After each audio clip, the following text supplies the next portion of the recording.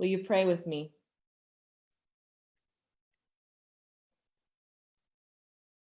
May the words of my mouth and the meditations of all our hearts be acceptable to you, O God, our rock and our Redeemer. Amen.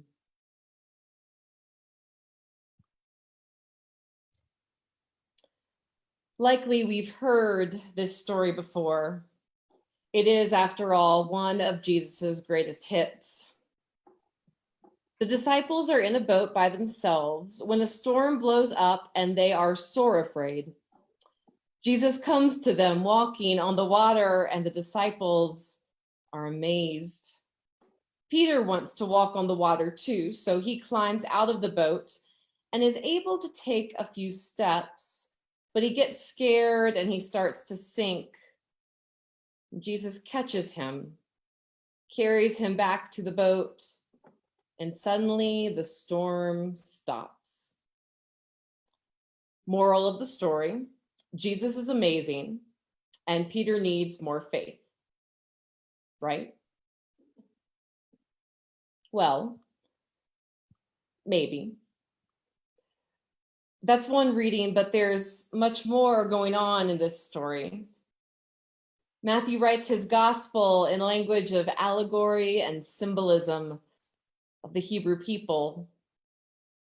And so readings that would be obvious to his first readers can often get lost on us.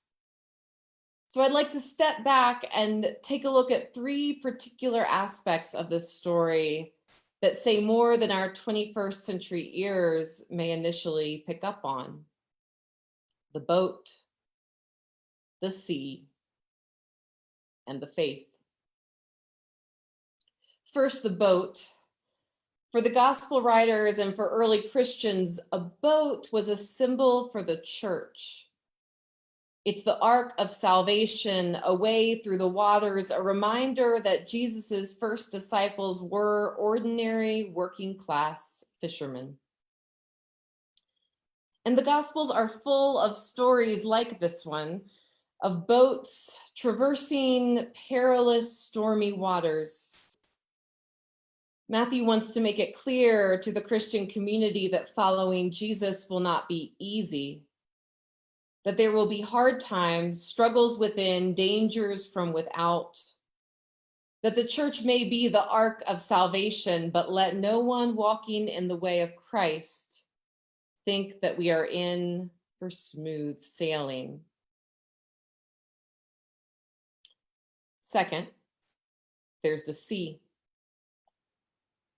In the ancient Hebrew cosmology, the sea is the symbol of chaos, destruction, and the powers of darkness. We heard that in our opening hymn this morning. If you look at the text of Eternal Father, strong to save, the chaos of the sea. In Genesis 1, God moves over the primordial waters of chaos and tames them into the order of creation. A few chapters later in Genesis, when humanity falls into wickedness, God unleashes the flood waters to destroy everything and start over. In the story of the Exodus, the Lord saves the Hebrew people by parting the waters and leading them out of Egypt safe on dry ground, while the waters close back over Pharaoh and his army and destroy their enemies. For the Hebrew people, God is sovereign over the waters and all forces of destruction. But the waters are always there, just beyond our reach. A simple storm can toss us from the safety of the boat into the certain death of the sea. But Jesus comes to his disciples walking on the water. Jesus has the power to calm stormy seas, which says to Matthew's readers and to us that Jesus is indeed Lord, even over the powers of chaos and destruction. The church will face times of darkness and turbulent waters, yes, but we need not be afraid because Jesus is Lord. And Jesus comes to us, even and especially in the darkness and chaos of the storm.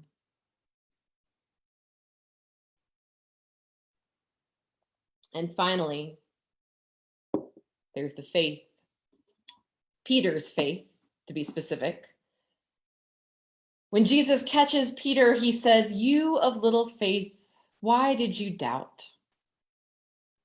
Often we assume that Jesus is scolding Peter for not believing, but what if that's not it at all? Just a few chapters later in this same gospel, Jesus tells his disciples that if they have little faith, faith even the size of a mustard seed, then they have the power to move mountains. For Jesus, a little faith may be just enough. What if Jesus is not chastising Peter, but is in fact encouraging him? After all, Jesus never questions Peter's decision to get out of the boat. Did you notice that? He doesn't ask him, "Oh, you of little faith, why did you think that you could walk on water?" But rather, "Oh, you of little faith, why did you doubt that you could?"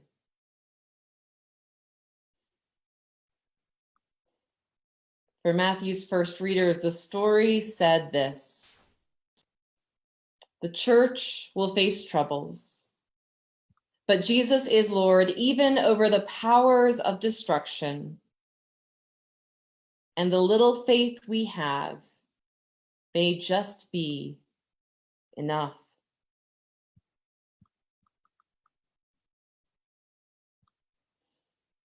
In many times and in many places, preachers, myself included, have preached on this text as a story of what we might encounter on our Christian journey, or what we will encounter someday in the future when things get hard. But these days, I think it's a story about us. I think this is a story about right now.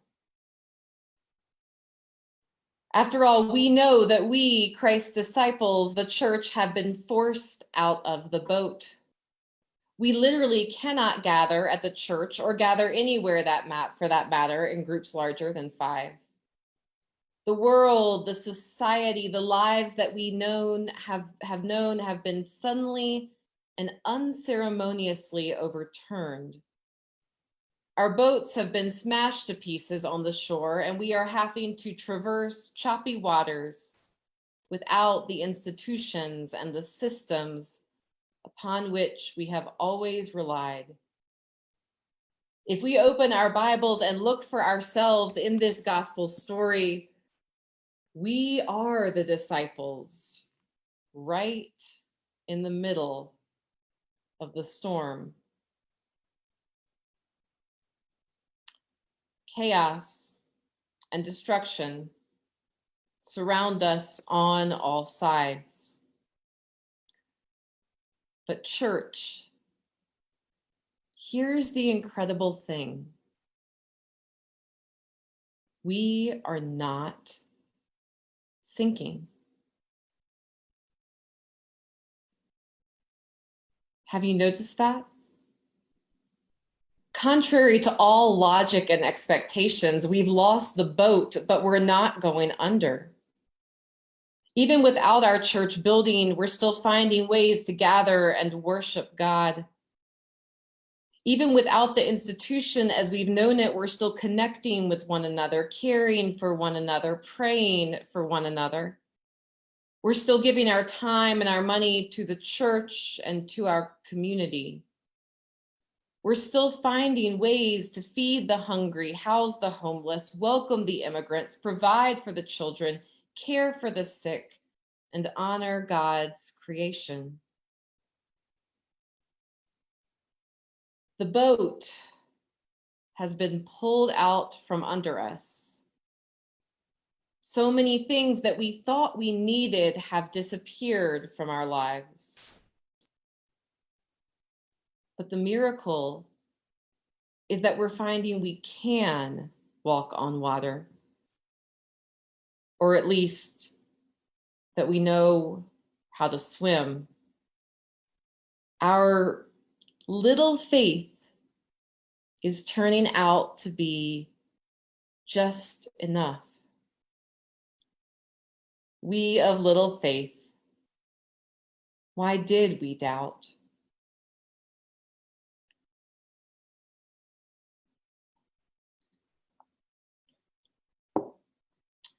Years ago, the Reverend Ernest Campbell, then the pastor of the Riverside Church in New York City, preached a sermon with the following challenge. He said to his listeners, "The reason we seem to lack faith in our time is that we are not doing anything that requires it." I think he's got a point. No one tries to walk on the water when there's dry land in sight. But friends, what Reverend Campbell said, I don't think that's the case anymore. The reality, and maybe, dare I say it, the blessing of these COVID times is that we have been forced out of the boat.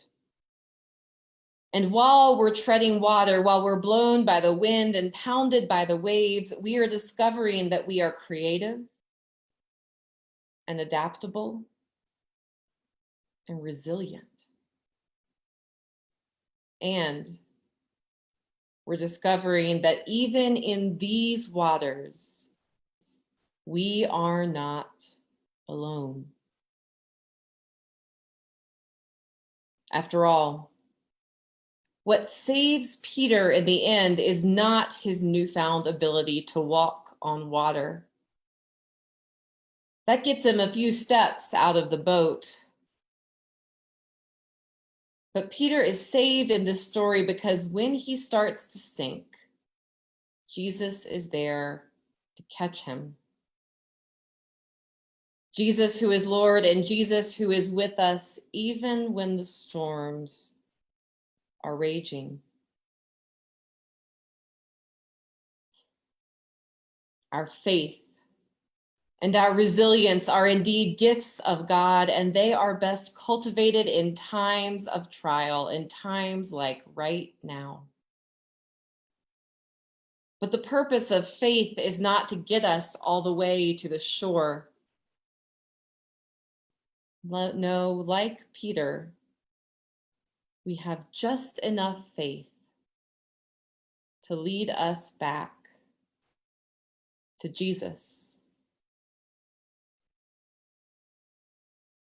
Jesus catches Peter. Jesus catches us.